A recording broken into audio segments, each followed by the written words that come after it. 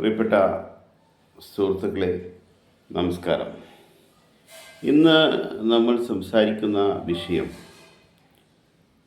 ഏറ്റവും പ്രതീക്ഷ നൽകുന്ന കേരളത്തിലെ CPM-ൻ്റെ 2 നേതാക്കൾ പോലും കേരളീയ പൊതുസമൂഹത്തെ നിരാശപ്പെടുത്തുമ്പോൾ എന്നുള്ളതാണ് നമ്മുടെ വിഷയത്തിൻ്റെ തലക്കെട്ട്. കേരളത്തിലെ CPM-ൽ നിന്നും ഏറ്റവും പ്രതീക്ഷ നൽകുന്ന CPM-ൻ്റെ 2 നേതാക്കൾ കേരളീയ പൊതുസമൂഹത്തെ നിരാശപ്പെടുത്തുമ്പോൾ എന്നതാണ് തലക്കെട്ട്.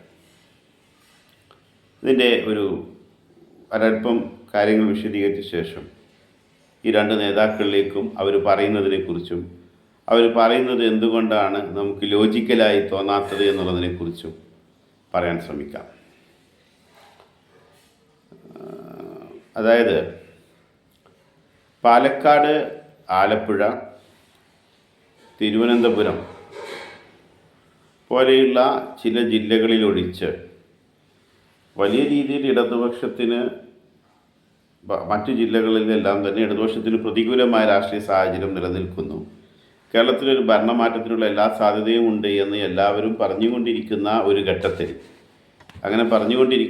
ഘട്ടത്തിലാണ് തുടർ ഭരണം ഇനി സാധ്യമല്ല എന്നുള്ളത് ഏറെക്കുറെ ഉറപ്പായി വരുന്ന ഒരു സന്ദർഭത്തിൽ തുടർ ഭരണം ആവശ്യമാണ് എന്ന് സമർത്ഥിക്കുന്നതിന് വേണ്ടി 2 വാദങ്ങളുമായിട്ട് CPM-ൻ്റെ മുതിർന്ന നേതാവും വലിയ രീതിയിൽ, അതായത് ഞാൻ ഉദ്ദേശിക്കുന്നത് ഈ CPM എന്ന് പറയുന്ന പാർട്ടിക്കകത്ത് കണ്ണൂരിൽ നിന്നുള്ള നേതാക്കളുടെ സ്വാധീനം വളരെ വലുതാണ്. അപ്പോൾ ഏറെക്കാലം മുഖ്യമന്ത്രിയായിരുന്ന EK നായനാർ കണ്ണൂർ ജില്ലക്കാരനാണ്, അതായത് ബൈ ബർത്ത്. അതുപോലെ തന്നെ നിലവിലെ മുഖ്യമന്ത്രി, നിലവിലെ പാർട്ടി സെക്രട്ടറി കോടിയേരി ബാലകൃഷ്ണൻ പോലെയുള്ള ആൾക്കാർ, അല്ലെങ്കിൽ EP Jayarajan, P Jayarajan, MV Jayarajan, ഇങ്ങനെ, അല്ലെങ്കിൽ CPM-നകത്തുള്ള ജനകീയ മുഖമെന്ന് നമ്മൾ പറയുന്ന KK ശൈലജ ടീച്ചർ, ഇങ്ങനെ CPM-നകത്ത് ഒരു കണ്ണൂർ ലോബിക്ക് ഒരു വലിയ സ്വാധീനമുണ്ട്. അതേസമയം നമ്മൾ ഈ തിരുവിതാംകൂറിലേക്ക് പോകുമ്പോൾ അവിടുത്തെ ആളുകൾ ഈ പ്രത്യേകിച്ചും ഒരു കാലഘട്ടത്തിൽ CPM ഈ അക്രമ രാഷ്ട്രീയത്തിൻ്റെ പര്യായമായിക്കൊണ്ടുകൂടിയാണ് അറിയപ്പെട്ടിരുന്നത്. ഞാനൊക്കെ കോളേജിൽ പഠിച്ചിരുന്ന 96-2003 കാലഘട്ടത്തിൽ ഒരു ദീർഘകാലം EK നായനാർ മുഖ്യമന്ത്രിയായിരുന്ന ഒരു ഘട്ടവും കണ്ണൂർ ജില്ല എപ്പോഴും സംഘർഷത്തിൻ്റെ ഒരു ഭൂമികയുമായിരുന്നു. അപ്പോൾ അത്തരമൊരു പശ്ചാത്തലത്തിൽ നിന്ന് നോക്കുമ്പോൾ പൊതുവിൽ എറണാകുളം ജില്ലയിൽ നിന്നുള്ള CPM-ൻ്റെ നേതാവ് P രാജീവും, അതുപോലെ തന്നെ നമ്മുടെ മുൻ ധനകാര്യ വകുപ്പ് മന്ത്രിയും വലിയ രീതിയിൽ പൊതുസമൂഹത്തിൽ ശ്രദ്ധേയനുമായ നമ്മുടെ ഡോക്ടർ TM തോമസ് ഐസക്കുമാണ്. ഇവരെക്കുറിച്ചാണ് ഞാൻ പറയാൻ വരുന്നത്. ഇവരെന്താണ് ഈ അടുത്തിടെ നടത്തിയിട്ടുള്ള 2 പ്രസ്താവനകളെന്ന് നമുക്ക് നോക്കാം. അതിലൊന്ന്, ഈ കേരളത്തിൽ ധാരാളം ആളുകൾ ഇൻവെസ്റ്റ് ചെയ്തിട്ടുണ്ട്, ഫോറിനേഴ്സ് ഇൻവെസ്റ്റ് ചെയ്തിട്ടുണ്ട്.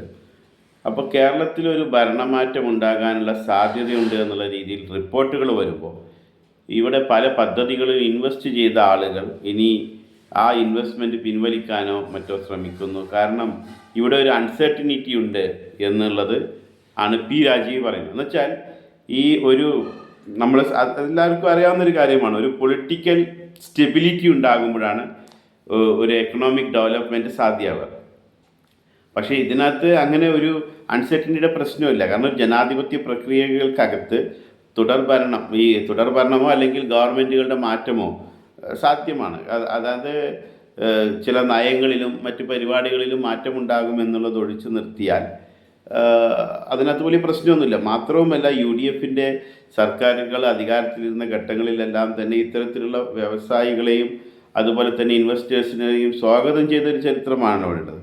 അതായത് ഭരണം നഷ്ടപ്പെടും എന്നുള്ള ഒരവസ്ഥയിൽ എനിക്ക് തോന്നിയത് ഇതാണ്, നമ്മളെ സമൂഹത്തിലുള്ള ഒരു അപ്പർ മിഡിൽ ക്ലാസ്സിനിടയിൽ CPM വികസന വിരോധികളാണ്, സമരത്തിന് പ്രാധാന്യം നൽകുന്നവരാണെന്നൊക്കെയുള്ള ഒരു തോന്നലുണ്ട്. അപ്പോൾ അത്തരത്തിൽ ചിന്തിക്കുന്ന ഈ അപ്പർ മിഡിൽ ക്ലാസ്സിൽപ്പെട്ട ആളുകളെ തങ്ങളോടൊപ്പം നിർത്തുക. കാരണം മാത്രമല്ല, ഈ കേരളീയ പൊതുസമൂഹം വളരെ ക്രമേണ ഈ ഒരു തരത്തിലുള്ള എന്താ പറയുക, മധ്യ മധ്യവർഗ സമൂഹമായി മാറിക്കൊണ്ടിരിക്കുകയാണ് എന്നുള്ള നിരീക്ഷണമുണ്ട്. അപ്പോൾ അത്തരത്തിലുള്ള ആളുകളുടെ പിന്തുണ നേടിയെടുക്കുന്നതിന് വേണ്ടിയാണ് ഈ പി രാജീവ് ഇത്തരത്തിലൊരു വാദവുമായി വരുന്നത്. പക്ഷേ അതിനകത്ത് യാതൊരു കാര്യമില്ല. കാരണം മുമ്പ് പലപ്പോഴും ഇതുപോലെയുള്ള പല വികസന പ്രവർത്തനങ്ങൾക്കും തടസ്സം നിന്നിട്ടുള്ളവരാണ് CPMകാർ. ഇപ്പോഴെങ്ങനെയാണ് അവർക്ക് ഈ രാഷ്ട്രീയ കാരണങ്ങളാൽ അവർ ഇത്തരത്തിലുള്ള ഈ വികസനത്തിന് വേണ്ടി നിലകൊള്ളുന്നവരാണ് എന്ന പ്രതീതി സൃഷ്ടിക്കാൻ ശ്രമിക്കുമ്പോൾ രാഷ്ട്രീയ പ്രബുദ്ധരായ മലയാളികൾക്ക് അത് പെട്ടെന്ന് തിരിച്ചറിയാൻ കഴിയുമെന്ന് ദേശാഭിമാനിയുടെ എഡിറ്ററും ദീർഘകാലം ജനങ്ങളുമായി അടുത്ത് പ്രവർത്തിക്കുകയും രാജ്യസഭയെ മികച്ച പ്രകടനമൊക്കെ കാഴ്ചവെക്കുകയൊക്കെ ചെയ്ത MP എന്ന നിലയ്ക്ക് മികച്ച പ്രകടനം കാഴ്ചവെച്ച പി രാജുവിനെ അറിയേണ്ടതാണ്. മറ്റൊന്ന് ഈ നമ്മുടെ പ്രിയപ്പെട്ട സഖാവ് ഡോക്ടർ TM തോമസ് ഐസക്കിൻ്റേതാണ്. അദ്ദേഹം പറഞ്ഞത് ഇതാണ്: ഈ ഭരണം ഇങ്ങനെ മാറി മാറി വരും എന്നുള്ളത് ഉറപ്പാണെങ്കിൽ പിന്നെ തെരഞ്ഞെടുപ്പ് നടത്തേണ്ട കാര്യമില്ലല്ലോ. എന്നാൽ 5 വർഷം കഴിയുമ്പോൾ UDF, 5 വർഷം കഴിഞ്ഞാൽ LDF, അങ്ങനെ മാറി മാറി വരുന്നുണ്ടെങ്കിൽ തെരഞ്ഞെടുപ്പ് നടക്കേണ്ട കാര്യമില്ലല്ലോ എന്നാണ് അദ്ദേഹം ചോദിക്കുന്നത്. ഞാൻ നോക്കിയപ്പോഴേ നമ്മൾ വേണമെങ്കിൽ 80 മുതൽ എന്ന് പറയാം, 80 മുതൽ 2021 വരെയുള്ള കാലത്ത്, 80 മുതൽ 82 വരെ 2 വർഷം കഴിയുമ്പോൾ തെരഞ്ഞെടുപ്പ് നടക്കുന്നുണ്ട്. അതുപോലെ 87 ശേഷം 91 നടക്കുന്നുണ്ട്. മറ്റെല്ലായ്പ്പോഴും 5 വർഷം കൂടുമ്പോഴാണ് തെരഞ്ഞെടുപ്പുകൾ നടക്കുന്നത്. ഈ ഓരോ 5 വർഷം കൂടുമ്പോഴും 2016 വരെ അതിന് തൊട്ട് മുമ്പുണ്ടായിരുന്ന ഗവൺമെൻറ് മാറി വരികയാണ് ചെയ്തത്. എന്ന് പറഞ്ഞാൽ 80 മുതൽ 2016 വരെയുള്ള കേരള രാഷ്ട്രീയ ചരിത്രത്തിൽ തെരഞ്ഞെടുപ്പുകൾ നടക്കുമ്പോഴെല്ലാം ഭരിക്കുന്ന പാർട്ടി അല്ലെങ്കിൽ ഭരണത്തിന് നേതൃത്വം നൽകുന്ന പ്രധാന പാർട്ടി മാറിയിട്ടുണ്ട്, മുന്നണി മാറിയിട്ടുണ്ട്. ഇതാണ് ഞാൻ സൂചിപ്പിക്കുന്നത്. അപ്പോൾ എന്തുകൊണ്ടാണ് തോമസ് ഐസക്കിന് മുമ്പ് ഇത് തോന്നാതിരുന്നത് എന്നുള്ളതാണ് എൻ്റെ ചോദ്യം. ഇപ്പോൾ ഒരു ഭരണമാറ്റം ഉണ്ടാകുമെന്ന് ഉറപ്പാണെങ്കിൽ തിരഞ്ഞെടുപ്പ് വേണ്ടല്ലോ എന്ന് അദ്ദേഹം പറയുമ്പോൾ എന്താണ് അദ്ദേഹം ഉദ്ദേശിക്കുന്നത്? ഈ തെരഞ്ഞെടുപ്പ് പ്രക്രിയയിലൂടെ നമ്മൾ മനസ്സിലാക്കുന്നത് എന്താണ്? ജനങ്ങളാണ് ഇവിടുത്തെ യഥാർത്ഥത്തിലുള്ള അവരുടെ അടുത്താണ് അധികാരമുള്ളത്. ജനങ്ങളുടെ അടുത്താണ് അധികാരമുള്ളത്. The power is with people. And who makes the government powerful? It is people. People only make government powerful. People make them powerful. അപ്പോൾ യഥാർത്ഥത്തിലുള്ള ഈ അധികാരം ജനങ്ങളുടെ അടുത്താണ്. ഇത് ഞങ്ങളുടെ കൂടി ഗവൺമെൻറ്റാണ് എന്ന് ജനങ്ങൾക്ക് തോന്നണ്ടേ? People should feel that it's their government. അങ്ങനെ തോന്നണമെന്നുണ്ടെങ്കിൽ ഈ ജനാധിപത്യ പ്രക്രിയയിൽ അവർക്കൊരു പങ്കാളിത്തം വേണ്ടേ? അപ്പോൾ ഇവിടെ തെരഞ്ഞെടുപ്പ് നടക്കേണ്ടേ? അപ്പോൾ എന്തുകൊണ്ടാണ് തോമസ് ഐസക്കിന് ഇത് മുമ്പ് തോന്നാതിരുന്നത്?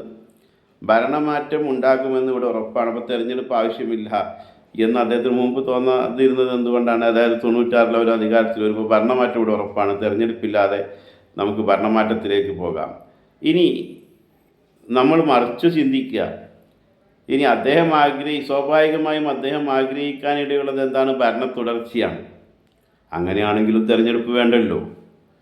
ഭരണ തുടർച്ച, നമ്മുടെ മുന്നിൽ 2 ഓപ്ഷനാണുള്ളത്. ഒന്ന് ഗവൺമെൻറ് മാറുക, അല്ലെങ്കിൽ ഭരണ തുടർച്ച ഉണ്ടാകുക. അപ്പോൾ ഗവൺമെൻറ് മാറുമ്പോൾ തെരഞ്ഞെടുപ്പ് വേണ്ട എന്നുള്ളതാണ് അദ്ദേഹത്തിൻ്റെ വാദമെങ്കിൽ, അല്ലെങ്കിൽ അതിൻ്റെ പേരിൽ അതിനെയാണ് അദ്ദേഹം മോക്ക് ചെയ്യാൻ, കളിയാക്കാനോ അല്ലെങ്കിൽ ഏത് രീതിയിലാണ് അദ്ദേഹം അതിന് സൂചിപ്പിക്കാൻ ഉദ്ദേശിക്കുന്നത് നമുക്കറിയില്ല. പക്ഷെ അങ്ങനെയാണ് എങ്കിൽ എന്തുകൊണ്ടാണ് ഭരണ തുടർച്ച ഉണ്ടാകുമ്പോഴും തിരഞ്ഞെടുപ്പ് വേണ്ട എന്ന് അദ്ദേഹത്തിന് തോന്നാത്തത്? ഇതാണ് നമ്മളിന്ന് പങ്കുവെക്കുന്ന രാഷ്ട്രീയ ചിന്ത. നന്ദി, നമസ്കാരം.